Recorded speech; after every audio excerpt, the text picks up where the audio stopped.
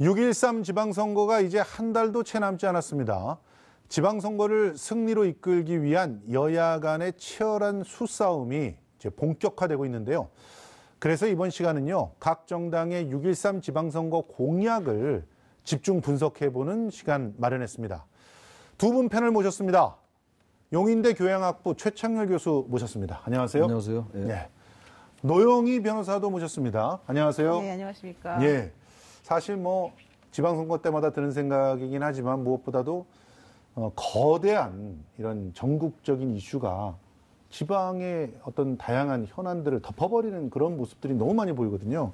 이번도 그래요. 뭐 남북 회담 있고 또 뭐 드루킹 뭐 이런 게 난데없이 또 강원랜드 뭐 이런 취업 비리 사건 이런 것들이 막 굵직굵직하게 나와서 이게 지역의 현안과 지역의 공약들을 덮어버리는 그런 상황 아닙니까? 2010년도와 2014년도 지방선거를 한번 비교해봐야 될 것 같아요. 잠깐. 네. 2010년도 네. 5회 지방선거였는데 그때 이제 무상급식이 어떤 쟁점으로 등장을 했습니다. 예. 산무일반이라고 그래가지고 무상급식, 무상보육, 무상보험, 예. 반값 등록금, 예. 산무일반 이 부분이 여야 간에 상당히 사회 경제적 쟁점으로 등장을 했던 선거였단 말이죠. 그렇죠. 이제 그런 이제 쟁점이 등장하면 지금의 여권, 예. 민주당 계열의 정당이 좀 유리해 왔던 거죠. 그렇죠.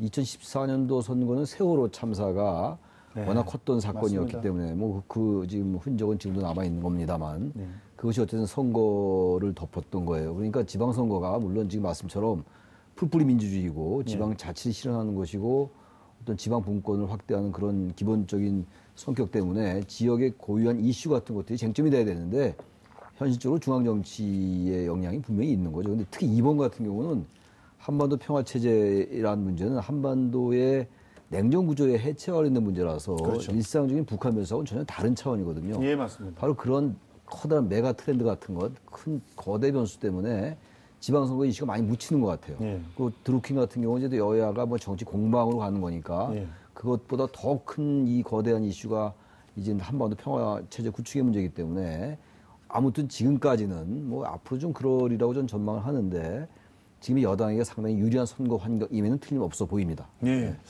실제로 뭐 그 일단은 북미 회담도 있지만 이제 얼마 후에는 바로 또 남과 우리 한국과 한미 정상회담이 또 열리잖아요. 예, 20일 날인가 있었죠. 예. 한미 정상회담 열리고 저기 그 북미 정상회담 열리고 나면 바로 지방선거라서 지금 뭐 이슈들을 어떻게 부각시킬 수가 없는 상황이잖아요. 사실 여당, 그러니까 민주당 입장에서는 이 국면이 바람직한 국면이다 이렇게 보일 겁니다. 왜냐하면은 지금 만약에 이렇게 큰 이슈가 없다면 결과적으로는 인물 중심의 선거를 치러야 되는 상황이고 예. 또 하나는 공약 중심의 이제 선거가 진행이 돼야 되는데 그렇죠. 현실적으로 공약이라고 하는 거는 다 당마다 뭐 조금 다르긴 합니다만 사실 그렇게까지 완벽하게 다를 수는 없고 예. 차별성을 내세우기가 좀 어려운 상황인데다가 만약에 현재 지금 그 인물란을 중심으로 움직이게 된다면은 또 각 인물들마다 시간이 별로 없는 상황에서 또 여러 가지 잡음이나 불협화음이 나올 수도 있기 때문에 오히려 그런 것보다는 큰 이슈 플러스 또 이 문재인 정부라고 하는 것에 대한 국민들의 지지 기반 네. 이것을 활용한 측면이 사실은 가장 선거를 치르는 입장에서는 편하고 예. 그다음에 효과도 가장 좋은 그런 선거가 아닐까 싶은데요. 예. 이제 그런데 저는 그럼에도 불구하고 국민들 입장에서는 예. 사실은 그건 바람직하지 않다. 맞습니다. 예, 왜냐하면 지방선거라고 하는 것은 결국 우리 지역에 제대로 된 일꾼을 뽑는다라고 하는 것이 가장 큰 명제인데 예. 그런 명제를 충족시키기 위해서는 누가 어떤 공약을 들고 어떠한 실현 가능성을 가지고 나오느냐가 제일 중요하지 않습니까? 예. 근데 현재 지금 나오고 있는 양상은 그냥 전체적인 큰 뭐 안보 이슈라던가 예. 아니면 그냥 대통령에 기대는 여러 가지 지지 기반을 들고 나는 문재인하고 친하다. 예. 나는 뭐 노무현 때 뭐 했다. 이런 것만 가지고 실제 들고 나오고 있기 때문에 예. 사실 그렇게 되면 제대로 된 인물을 뽑을 수가 없어요. 그래서 그렇죠. 그런 부분이 물론 어떤 한 측면에서 봤을 때는 중앙정부하고 유기적인 관계를 뭐 연결해서 일을 할 수 있으니까 나를 뽑으면 앞으로 일을 잘하겠다. 이런 정도의 메시지는 줄 수 있겠지만 그것만 가지고는 일이 되는 것이 아니기 때문에 사실 이건 좀 바람직하지 않습니다만은 어쨌든 간에 여당 입장에서는 사실은 그냥 겉으로는 뭐 그것에 대해서 찬성한다는 얘기는 안 되더라도 사실은 속으로는 조금 좋아하고 있지 않을까 생각이 듭니다. 아무튼 이렇게 그 6.13 지방선거의 어떤 변별력을 확인할 수 있는 그렇죠. 상황이 없어진 맞습니다. 그런 상태이기 때문에 저희는 그래도 언론으로서의 역할을 다하기 위해서 각 정당의 공약을 분석을 하고 나름대로의 기준들을 마련할 수 있는 그런 시간을 지금 그렇죠. 가지게 된 거거든요. 그래서 각 당들의 공약을 지금 살펴보려고 하는데요. 먼저 그 원내에 진출하지 못한 소수당의 정당의 정책들도 분명히 있습니다. 공약들도 아주 좋은 게 있는데 뭐 녹색당이라든가 청년미래라든가 이런 분들의 그 어떤 공약들을 다루지 못한 거는 시간 관계상 좀 양해를 좀 부탁드리고요. 먼저 여당 더불어민주당의 1호 공약서부터 살펴보도록 하겠습니다. 자, 더불어민주당입니다. 핵심 키워드가 청년 행복이고요. 그리고 청년 추가 고용 장려금 지원, 업종 금액 확대, 뭐 청년 내일 채용 공제 다양화, 또 청년이 일하고 싶은 혁신 산업단지, 구직활동 지원금, 또 일자리 고용 안전망 강화, 또 도시재생 뉴딜 정책에서 청년 창업을 활성화한다, 청년 맞춤형 주택 정책, 이런 7가지가 나와 있는데요. 그냥 청년에 올인하겠다, 이런 내용이라고 볼 수 있겠죠? 청년 실업률이 굉장히 지금 심각해요. 네. 지금 이제 안보 문제는 어쨌든 새로운 이제 세계로 나아가는 그런 장정을 시작했는데 네. 청년 실업률이 의외로 지금 11.6%가 그렇습니다. 맞습니다. 굉장히 심각하고 이건 뭐 정권의 문제도 아니고 보수와 진보의 문제도 아니고 네. 대단히 구조적인 문제거든요. 네. 게다가 지금 이제 더불어민주당 정권이 민주당 정권이 최저임금 인상을 했고 네. 그리고 이제 그 임금을 통한 임금 증대를 통한 어떤 성장, 네. 뭐 이른바 이제 소득 주도 성장 이런 것들 내세우고 있음에도 불구하고 네. 뭔가 이렇게 체감하는 이러한 경제 지표로는 좀 국민들이 잘 못 느낀단 말이죠. 그래서 그렇죠. 야당은 어쨌든 경제적인 쟁점을 자꾸 부각시키려 하는 건데 네. 여당은 바로 그런 점에서 청년 실업에 상당한 문제의식을 갖고 있는 것 같습니다. 지금 네. 청년 행복이라는 키워드를 내걸고 청년의 어떤 혁신 산업단지 조성이라든지 네. 일자리 고용 안전망 강화 네. 그리고 청년 창업을 활성화하는 문제 이런 것도 굉장히 중요한 것들이거든요. 그렇죠. 청년들이 사실 또 결혼 문제 이런 것도 연관돼 있잖아요. 그래서 네. 주택 정책 이런 것들을 이제 전면에 내세운 것으로 일단 보입니다. 예. 이렇게 뭐 그 청년 정책을 최우선 과제다라고 제시하는 것에는 전통적으로 이 약간 진보적인 담론들을 갖고 있는 당을 청년들이 많이 지지하더라. 그런 계산들이 깔려 있는 건 아닐까요? 그러니까 원래는 당연히 그 말이 맞고요. 네. 원래 그 민주당을 지지하던 층도 원래는 사실은 상대적으로 젊은 층들이 많이 지지를 했었었죠. 그렇죠. 그런데 사실 현재 시점에서 바라보면 네. 요즘 얘기하고 있는 2030 세대라고 하는 분들이 네. 사실은 민주당에 대한 지지도가 예전만 못하다.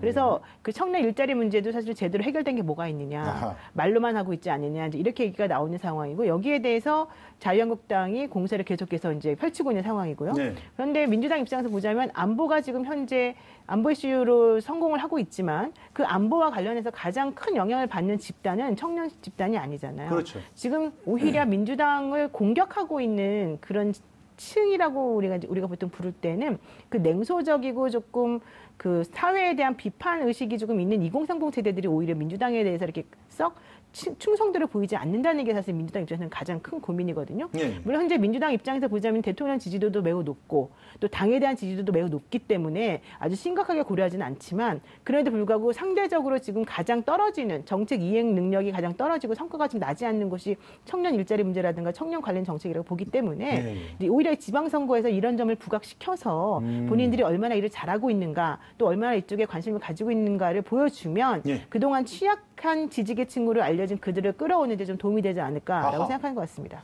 그렇군요. 야, 참 민주당의 지지층 하면은 뭐 20, 30대 많이 그렇게 얘기했는데 이제는 40대 이상으로 올라가 버린 그런 상황이 그렇죠. 굉장히 사고 아이러니한 오이 그런 좋죠, 상황입니다. 지금. 자, 이에 비해 한국당이 내세우고 있는 그런 키워드는 경제입니다.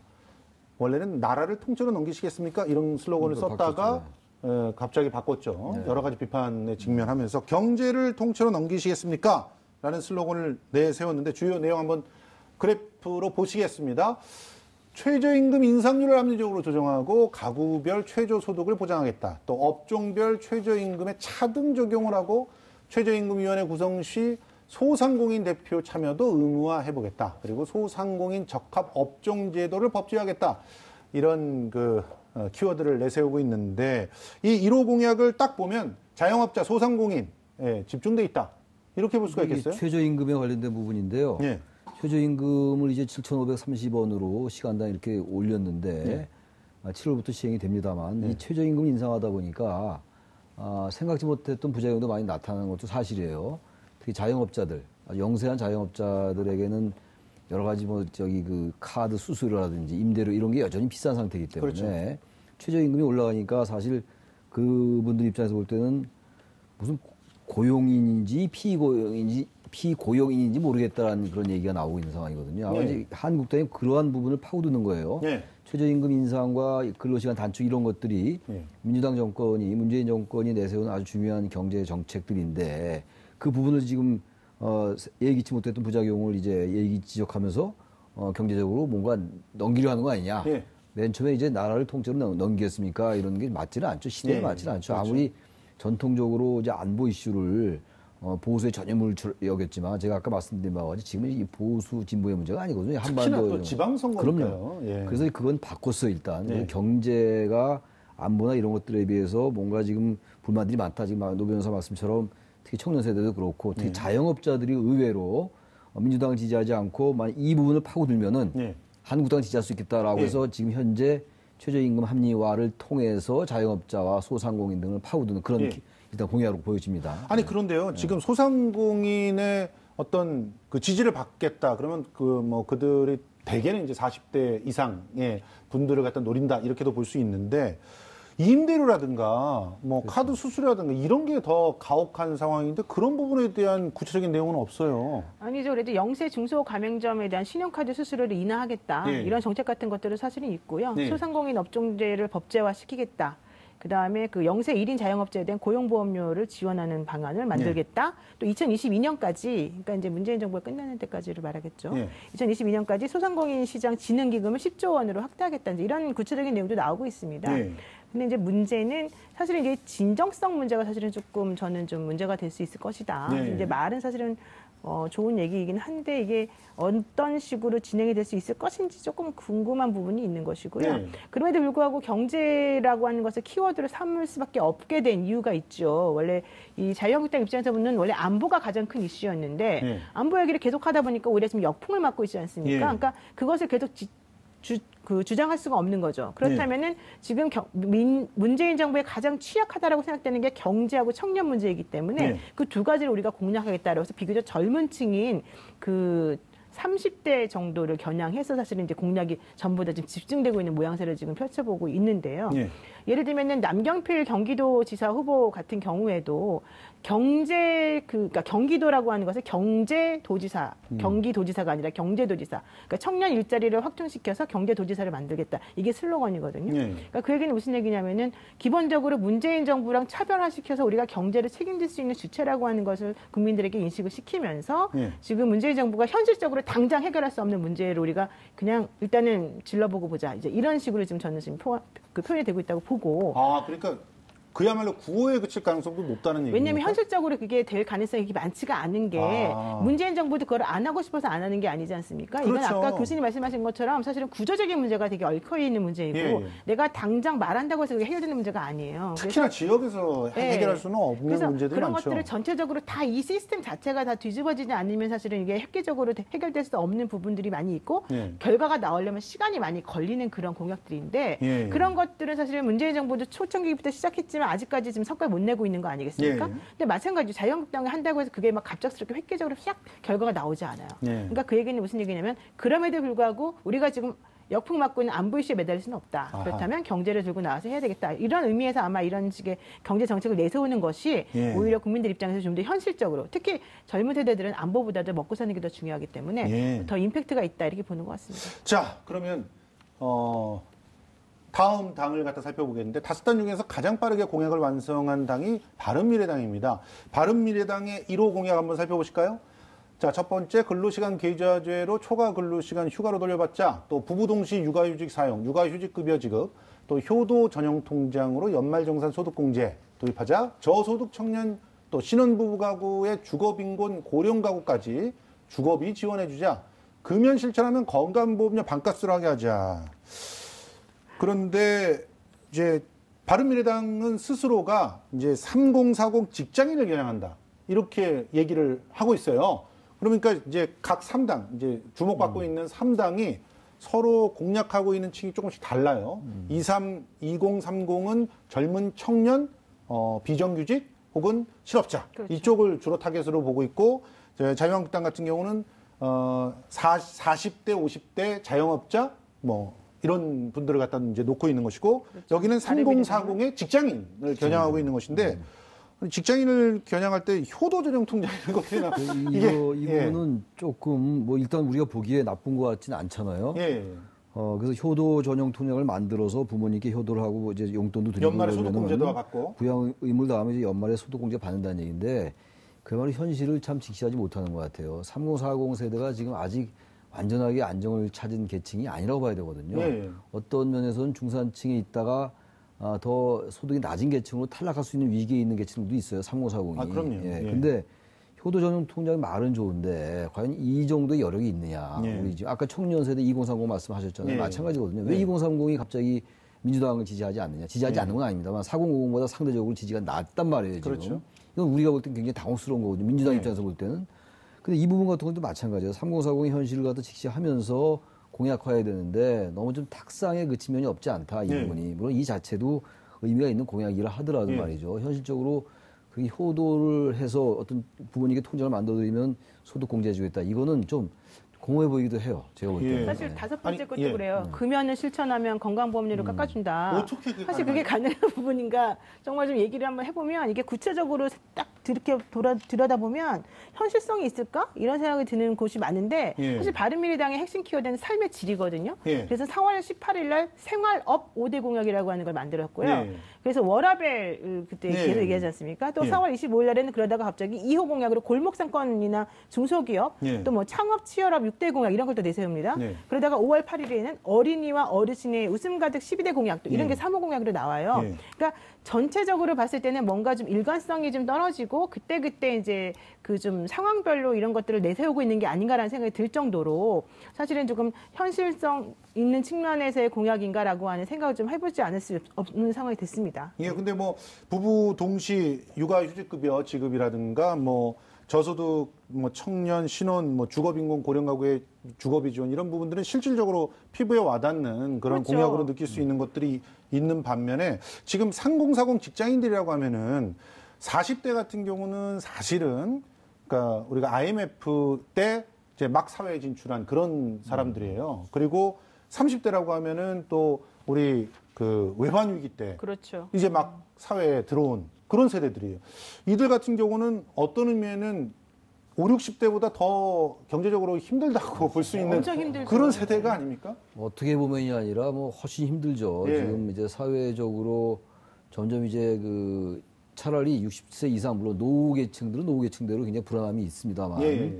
3040 같은 경우는 아주 애매한 계층이거든요. 예. 근데 지금 그분들에게 여러 가지 지금도 말씀처럼 좋은 공약도 많이 있어요. 부부 동시 육아휴직 사용 예. 이런 것도 있는데 보다도 실질적으로 이들의 예. 고민이 뭔가를 좀 생각했으면 좋겠어요. 이건 바른미래당뿐만이 아니라 다른 데들도 다른 정당도 마찬가지죠. 마찬가지예요. 더불어민주당도 그렇고 저기 예. 지금 사실 두 분이 다 부부 동시 육아휴직 사용이 좋다고 말씀하시는데 전 이건 아닌 것 같아요. 왜냐하면 부부가 동시에 육아휴직을 사용하게 되면 물론 이제 육아휴직 급여 지급한다고는 하지만 이게 100% 다 주지는 않거든요. 그렇죠. 그렇게 되면 사실은 뭐 상한선이 항상 있잖아요. 예, 양쪽이 두 명이나 다 이렇게 나서서 이 아이들을 꼭 돌봐야 될 정도로 사실은 이게 지금 이들이 뭐 월급을 아주 많이 받아서 70%만 이렇게 받아도 상관이 없다. 이런 정도는 아닌 것 같고 오히려 육아라고 하는 것은 사실 이제 한쪽에서 육아를 하고 한쪽에서 돈을 벌어주는 구조로 가야지 좀 더 편한 구조로 갈 수 있지 않은가 이런 생각도 할 수 있는데 둘 다 육아휴직 한다고 해버리게 되면 두 부부가 같이 약간 정체되는 또 부분이 또 있고 아니 그렇지만 저 프랑스 같이 확실하게 아이를 낳으면 그냥 그러니까 먹고 살 수 있게 해주면 그게 되잖아요. 그런 식의 인프라가 구축되어 있는 예. 사회라면 이 말이 맞아요. 그렇죠. 아직까지는 우리나라 현실적으로 봤을 때는 이 공약이 사실은 지금 점적으로 받아들여지기에는 좀 부담스러운 부분이 있다는 거죠. 미래를 지향하고 있는 미래당이니까 그런 부분을 생각하고 있는 게 아닐까 하는 생각이 듭니다. 자, 그 다음 호남을 기반으로 하고 있는 민주평화당의 경우를 살펴보겠습니다. 민주평화당은 아예 키워드가 지역입니다. 지역 균형 발전. 그래서 지방교부세 19.24에서 25%로 상향 조정. 지방 이전 공공기관의 지역 인재 의무 고용률을 50%나 이렇게 의무화하겠다. 또 수도권 집중된 대학 재정 지원도 지방 대학으로 공평 분배하겠다. 사회 간접 자본 재정 자립도 낮은 호남에 최우선 배정하겠다. 호남 미래 산업 육성을 위한 기초 인프라 확보하겠다. 예, 호남이라고 하는 단어를 5개 중에서 2군데에서 발견할 수 있는데 호남에 완전히 치중하고 있는 것이죠. 민주평화당은 아주 그야말로 아주 노골적으로. 근데 지방선거당은 공약이긴 해요. 물론 그렇긴 한데 이게 그렇습니다. 중앙당 차원의 공약이잖아요. 지방선거를 하더라도 각 지역별로 그건 또 지역별 공약을 내세워야 되는 건데 이거 중앙당 차원에서의 공약을 내세웠는데 이걸 특정 그럼 다른 지역도 다 하는 거잖아요. 지금 지방선거를 호남만 하는 건 아니잖아요. 그렇죠. 그래서 민주평화당은 일단 호남에서 뭔가 교두보를 확보하겠다. 이제 그런 당의 선거 전략이랄까 이런 것도 우리가 엿볼 수가 있어요. 저는 그래서 어떤 굉장히 이건 특이한 것 같습니다. 호남을 이렇게 넣기가 쉽지가 않거든요. 그렇죠. 특정 지역을. 민주평화당의 고민 같은 것도 배어 있는 것 같기도 합니다. 아니 그런데 이렇다고 해서 호남에서 주목할 만한 결과가 나올까요? 아닐 것 같아요. 이제 너무 냉정하신 거 너무 아닙니까? 냉정하게 얘기했는데 사실은 이제 민주평화당은 호남을 지지 기반으로 하는 당이기 때문에 어쩔 수 없이 이런 공약이 나올 수밖에 없다고 보고요. 예. 만약에 이런 공약을 내세우지 않으면 뭐 정말 아무것도 아닌 게 돼버릴 수도 있기 때문에 저는 고육지책으로 이런 공약을 내세웠다. 그래서 지역균형 발전이라고 하는 걸 내세우면서 결국 호남을 위한 모든 것을 다 쏟아붓겠다 이런 얘기인 건데 문제는 이런 식의 공약을 발표했다고 해서 그쪽 지역 사람들이 민주당을 뽑지 않고 민주평화당을 뽑아줄 것이냐. 이 부분은 사실은 조금 퀘스천 마크다. 지금 모두들 그렇게 말들을 하고 있죠. 왜냐하면은 민주평화당이 사실은 그 당의 존립 여부가 지방선거 이후에 언제까지 계속될지 모르겠다 이런 얘기를 하는 분들이 사실 상당히 많이 있는 상황에서 이제 물론 민주평화당을 뭐 찍어놓고 그분들이 나중에 민주당이랑 합당하게 된 경우로 대비한다 이렇게 생각하면 가능할 수도 있겠지만 그게 아닌 상황이라고 한다면은 사실 민주당에서도 이 정도의 것은 해줄 수 있다라고 지금 사람들이 생각하고 있거든요. 알겠습니다. 자, 마지막으로 정의당의 대표 공약 살펴보겠습니다. 일단 최근 불거지고 있는 갑질 이슈와 관련해서 노동이라고 하는 키워드를 약속하고 있는데요. 공공기관 초과 근로시간 주 12시간 내로 제한하고 또 모든 기초자치구내 우리 동네 노동상담소를 설치하겠다. 또 2020년까지 공공부문의 비정규직을 제로로 만들겠다. 또 모든 공공부문의 최저임금 120% 이상 수준의 생활임금으로 보장을 하겠다. 완전히 그 노동에 올인하고 있는 그런 상황인데 저는 공공부문 비정규직 제로화가 굉장히 귀가 솔깃해지는 그런 공약인 것 같은데 어떻게 보십니까? 일단 지난번 대선 때도 정의당이 내세웠던 게 노동이 당당한 나라거든요. 그러니까 정의당은 지금 우리나라 정당들 중에서 의석을 가지고 있는 정당 중에서 유일하게 이념 정당이에요. 굳이 얘기한다면. 물론 이제 더불어민주당도 상당히 진보적인 정책도 많이, 진보적 아젠다도 많이 내세우고 있습니다만 진보 정당, 이념 정당 우리가 이제 이론적으로 얘기할 때 이 정당이 유일하단 말이에요. 그래서 정의당은 그 정의당의 그 어떤 이념적 지향성답게 노동을 내세웠어요. 저는 의미가 있는 거죠. 정의당이 어쨌든 다른 정당과 달리 특정 계층을 겨냥하는 거. 사실 우리나라 정당들이 모든 계층을 다 해주겠다고 그러잖아요. 정당의 영어로 파티 아닙니까? P-A-R-T-Y. 그럼 파트, 부분을 대표하겠다는 거였어요. 원래 그렇죠, 정당의 사실. 어원이. 근데 우리나라 정당들은 모든 계층을 대표한다. 그 얘기는 사실 어느 계층도 대표하지 않는다는 얘기거든요. 그렇죠. 그런 관점에서 볼 때 정의당의 이런 특정 계층, 특정 직군을 대표하겠다는 건 굉장히 의미가 있다고 생각합니다. 그런데 이제 현실성이 문제 아닙니까? 비정규직을 2020년까지 제로로 만들 수 있을까요? 그것도 어렵겠죠. 공공부문이라고. 네, 저 계속해서 지금 제가 너무 얄밉게 얘기하는 것 같이 보일 수도 있는데 사실 그렇습니다. 지금 그 공공부문에 있는 비정규직 근로자들 1,500명이 사실은 다 그 정규직 근로자로 전환이 됐습니다만은 그 중에 여성은 한 명도 없다. 아하. 이런 보도가 얼마 전에 나왔어요. 맞습니다. 근데 정의당에서는 청년 여성 노동을 사실은 핵심 공약 키워드를 지금 내세우고 있어요. 그러면서 이제 재벌과 갑질을 비롯해서 노동 문제를 해결하고 청년이나 여성 등 사회적 약자에 대한 뭔가 좀 해주는 공약을 내세우겠다는 말은 하고 있는데 사실은 그렇게 하기 위해서 가장 필요한 게 결과론적으로는 돈, 예산 문제, 그다음에 정책을 아우를 수 있는 중앙에서의 힘, 이제 이런 것들이 아니겠습니까? 근데 그런 것들이 현실적으로 지금 담보되지 않는 상황에서 이제 이런 것들을 내세우는 것이 과연 현실성이 있겠느냐, 좀 어려워 보이죠. 왜냐하면 그 문재인 대통령만 하더라도 지난번에 공항공사 가서 거기 있는 비정규직 전부 다 정규직으로 전환시켜라. 라고 말해놓고 그 다음에 사실은 제대로 수습이 안 돼가지고 한동안 곤욕을 치른 적이 있었거든요. 예. 그러니까 사실 그 얘기는 지금도 뭐 어렵죠. 원칙적인 의미에서 예. 완전히 됐다고 보기가 좀 예. 어렵죠. 그러니까 그런 예. 식으로 따져보자면 현재 대통령이 첫 번째 나서서 공식적인 선상에서 말한 것조차도 제대로 이루어지지 않는데 왜 안 이루어질까? 현실적인 어려움이 있기 때문이거든요. 네. 그렇다면 과연 정의당에서 이런 것들을 해결해 줄 수 있을 것인가? 네. 제가 보기엔 어려워 보이죠. 다만 그럼에도 불구하고 현재 우리가 지금 나아가야 될 방향이라고 하는 건 청년 여성 노동이라고 하는 것은 맞아요. 그렇죠. 그래서 오히려 이제 이런 것들을 오히려 이 정의당에서 내세우면서 사람들로 하여금 이런 쪽에 관심을 기울여야 된다라고 하는 그런 메시지를 던지고 예. 이러한 공약들을 실천할 수 있는 방향으로 다른 당과의 합당이나 다른 당과의 정책 연대 같은 것들을 통해서 움직이는 게 가장 낫지 않을까 싶습니다. 알겠습니다. 지금까지 6.13 지방선거의 각 당의 1호 공약들 중심으로 살펴봤는데요. 이번에는 각 당마다 눈에 띄는 공약들을 짚어보도록 하겠습니다. 여당인 더불어민주당은 최근 남북회담의 선곡적 개최 또 남북 화해 분위기에 맞춰서 남북 교류를 전제로 한 경제 공약들을 쏟아내고 있거든요. 한번 살펴보겠습니다. 개성공단 재가동하자 금강산 관광도 재개할 것이다. 또 남북 접경 지역에 통일경제특구를 지정한다. 이산가족 상봉의 정례와 민족 공동행사의 개최, 또 방송협력 등 남북교류의 활성화 이런 얘기들을 하고 있습니다. 자, 그러면 이 얘기는 결과적으로 문재인 대통령의 한반도 신경제지도와 아주 밀접한 관련이 있다고 볼 수 있죠. 맞물려 있는 예. 거죠. 이게 한반도의 평화체제 구축과 아주 밀접한 문제들이에요. 예. 그러니까 군축 이런 것들은 조금 더 절차가 필요할 것 같고 예. 이 개성공단은 박근혜 정부 때 갑자기 폐쇄시켰던 거였거든요. 그렇죠. 너무나 많은 피해가 있었고 말이죠. 예. 금강산 관광도 마찬가지예요. 맞습니다. 이것도 지금 재개할 때가 좀 됐어요. 그래서 이건 북한이나 우리나라 경제나 다 윈윈할 수 있는 부분들이에요. 예. 우리가 지금 경제가 점점 어려워지는데 북한의 어떤 노동, 예. 자원과 남한의 자본 기술이 합치면은 이게 시너지 효과를 낼 수가 있는 거거든요. 그렇습니다. 물론 여기는 여러 가지 뭐 이제 절차가 많이 필요하겠죠. 난관도 많이 따를 텐데 저도 이 정도의 어떤 지향을 가지고 하는 건 맞는 것 같아요. 특히 이산가족 상봉 정례화는 예. 반드시 해야 됩니다. 이 부분은. 알겠습니다.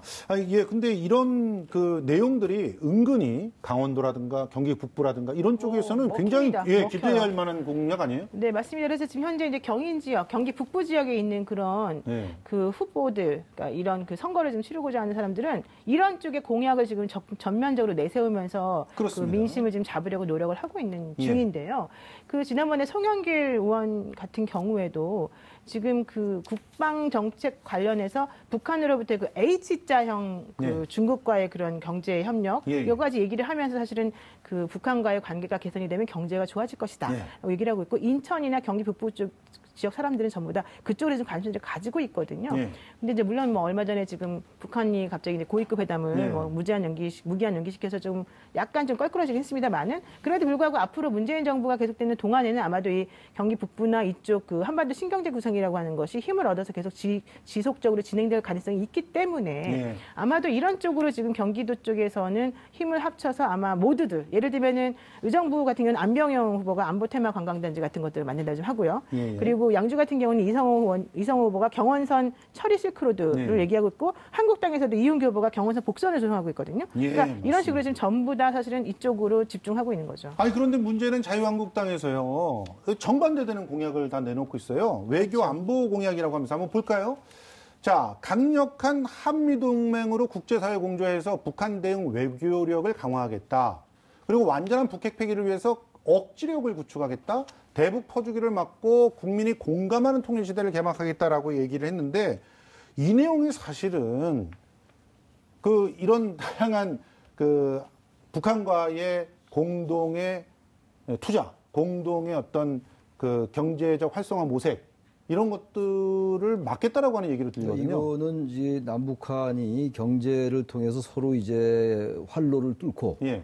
어쨌든 북한의 경제적 수준을 올려야 돼요. 그래야지 통일로 갈수 하나의 있는. 민족 공동체 두 개의 정부를 상당 기간 유지하다 통일로 갈 수 있는 거거든요. 예. 그렇다면 이런 공약들은 너무 전통적인 안보 정책들이에요. 예. 대북 억지로 강화해야죠, 물론 여전히. 예. 그렇다 하더라도 이것이 강조되는 상황은 아닌 거죠. 예. 그래서 저는 이런 한국당에게 좀 충고를 드리고 싶은 게 시대를 좀 정확히 읽었으면 좋겠어요. 예. 이 자치 공약이 나쁘다라는 게 아니라 예.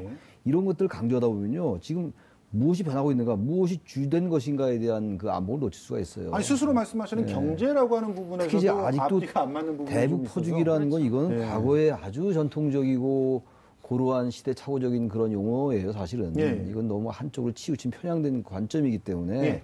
이건 저 시대 변화에 맞지 않은 것 같아요. 지금 프레임용이겠죠. 예, 바른미래당을 좀 살펴보려고 하는데 왜냐하면 바른미래당에서 경제 공약을 내세우고 있는 것 중에 눈에 띄는 것들이 좀 있거든요. 자, 한번 볼까요? 기업 규모별 규제를 차등 적용하겠다. 또 실패도 자산이 되는 7.8기 플랫폼 구축을 하겠다. 최저임금 인상으로 고통받는 골목 상권의 전기료를 20% 할인해주고 소상공인 맞춤형 인공지능 상권 분석 시스템을 도입하자. 자영업자 고용보험 지원을 강화하자. 이런 것들을 보면은 아무래도 안철수 후보가 연상이 되는 그런 내용들이 있어요. AI 같은 거 강조한다든가, 뭐 7.8기 플랫폼 구축한다든가 이런 것들 어떻게 보십니까? 사실 그렇죠. 이제 안철수 후보의 가장 강점이라고 하는 것은 이제 과학 분야에서 사실 뛰어난 능력이라던가 네. 그동안 이제 본인이 원래 추구해왔던 그 사업이라고 하는 성공한 그런 네. 기반을 마련할 것인데 네. 아마도 지금 현재로서는 뭐 컨텐츠나 혹은 공약 자체가 그렇게까지 국민들에게 다가가지 않는 상황이기 때문에 네. 일단은 귀에 쏙 들어오는 얘기를 이제 본인의 이미지랑 맞춰가지고 이런 공약으로 내세우고 있는 게 아닌가 예. 생각이 듭니다. 그럼에도 불구하고 사실 이제 소상공인 맞춤형 인공지능 상권 분석 시스템 도입 이건 사실은 상당히 좋은 의미에서의 예. 그런 정책이 될 수가 있는 거고요. 근데 이제 이번 같은 경우는 7.8개 플랫폼 구축을 어떻게 하겠다는 건 사실 잘 좀 이해가 안 가는 부분이 네. 있어요. 그래서 이런 것들은 좀 살릴 건 살리고 뭐 좀 약간 이상한 거는 좀 뺄 건 빼더라도 네. 앞으로 우리가 이제 4차 산업혁명 시대를 맞이해서 이런 것들에 대해서 좀 더 심도 깊은 토의나 이런 것들은 필요하겠죠. 그렇습니다. 정의당을 살펴보겠는데요. 유일하게 동물권을 명시하고 동물복지 기본법을 공약에 집어넣습니다. 한번 볼까요? 동물권 명시, 동물복지 기본권 제정, 반려동물 예산체계 마련, 그리고 불법 번식농장 단속을 강화하고 반려동물의 놀이터 확대를 하고 또 야생동물 구조체계를 정비하겠다. 동물보호센터도 확대해보겠다. 동물복지주간 운영하자. 채식도 선택할 수 있게 하자. 이거 굉장히 진보적으로 보이는데 어떻게 보세요? 이거 아까 노동 예. 문제처럼 정의당다운 공약들이에요. 예. 물론 이제 일반 계층들에게 이게 어떻게 받아들여질지는 전혀 별개 문제입니다. 예. 저 삶의 질의 문제라든지 과거에 어떤 전통적인 이러한 이슈에서 벗어나서 탈물질주의적인 공약으로 가는 거거든요. 그렇죠. 그러니까 저희는 이건 굉장히 앞서 나가는 공약들인데 그래서 유권자들이 얼마나 다갈지는 건 별개 문제인 것 같아요. 그렇습니다. 실제로 뭐 네. 지금 국회에서 네. 그 육종 하시는 분들이 와가지고 막 강력하게 항의라는 네. 그런 상황도 벌어지고 있어서 자 그렇다면 이번 지방선거에서 이슈가 되고 있는 지역별 현안도 마지막으로 한번 짚어보도록 하겠습니다. 자 그래프를 보실까요? 제일 눈에 띄는 것 중에 하나가 저기 호남의 GM 군산공장 폐쇄에 따른 일자리 지역개발 대책이라든가 그리고 제주에 제2공항 건설 가지고 지금 뭐 테러다 뭐 이런 얘기까지도 나오고 있는 상황이 벌어졌고요. 서울 수도권 이쪽에서는 지금 교통 문제하고 미세먼지 문제가 굉장히 크게 부각이 되고 있습니다. 그리고 동남권 신공항은 여전히 영남의 핵심적인 지역 현안이고요. 지금 그 충청도 같은 경우는 청주 공항 문제, 또 물 부족 문제, 이거 어떻게 해결할 거냐. 강원도는 미래 먹거리 발굴, 이런 부분입니다. 자, 그러면 서울 수도권 문제부터 먼저 보려고 하는데요. 미세먼지, 이 부분에 대해서 눈에 띄는 정당의 어떤 그 쟁점 있으십니까? 사실 제가 보기에는 별 차이를 못 느끼겠어요. 아, 미세먼지 부분에 예, 대해서요? 왜냐하면 지금 그냥 미세먼지 대책을 마련해야 된다는 정도까지는 얘기가 되고 있지만 예. 사실 각 정당별로 특별하게 어떤 걸 얘기를 하고 있는가를 딱 생각을 해보면 사실 예. 눈에 띄거나 기억이 나는 게 없거든요. 예. 그거는 그만큼 현재 미세먼지 대책이라고 하는 것을 그냥 각 정당의 특색에 맞게 뭔가 해결할 수 있을 정도로 뭔가가 제대로 돼 있지 않기 때문입니다. 아, 그렇군요. 아, 짧게 하나만. SOC에 대한 얘기들 쭉 나오잖아요. 그 중에서도 그 제2공항, 과연 어떤 쪽이 더 유리하다고 보십니까? 제2공항을 건설하겠다는 쪽일까요? 아니면 유보하거나 재검토하겠다는 쪽일까요? 현재로 봐서는 저는 건설 쪽이 유리할 것 같아요. 결국은. 그래요? 원희룡 지사 후보는 지금 건설 쪽으로 얘기를 하고 있는 거고 민주당 쪽은 이제 반대쪽으로 얘기하고 있잖아요. 예. 과거에 제주 해군기지 같은 경우도 처음에 반대하다가 나중에 결국은 건설이 됐거든요. 예. 그래서 이 부분은 글쎄 이건 양쪽이 다 팽팽하긴 한데 조금 더 유리할까 생각이 드는데 모르겠어요. 그건 두고 봐야 될 것 같습니다. 알겠습니다. 이렇게 한번 좀 쭉 훑어봤는데요. 기막한 성격으로 훑었습니다. 예, 사실은 뭐 좀 더 꼼꼼한 내용들은 이제 각 당과 각 지역 후보들이 그렇죠. 내놓는 그런 팜플렛들을 그렇죠. 반드시 검토해 보시면서 여러분들이 짚어 보셔야 될 거라고 보고요. 특히나 지역 현안들 꼼꼼하게 짚어 보시면서 정책 대결이 될 수 있게끔 유권자들이 만들어내야 되지 않을까 생각합니다. 지금까지 최창렬 용인대 교양학부 교수 그리고 노영희 변호사와 함께 했습니다. 두 분 고맙습니다. 고맙습니다. 고맙습니다.